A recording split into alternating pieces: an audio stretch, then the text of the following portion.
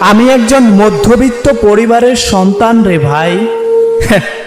আমাদের অহংকার বলতে কিচ্ছু নাই।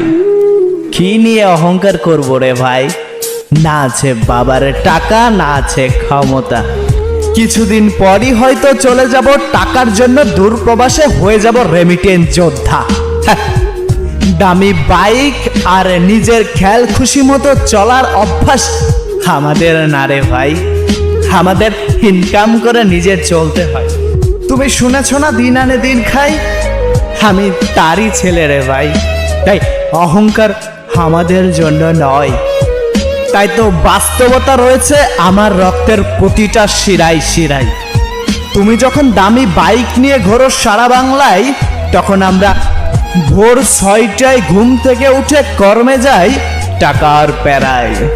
তাই তোমার সাথে আমার তুলনা চলবে না রে ভাই।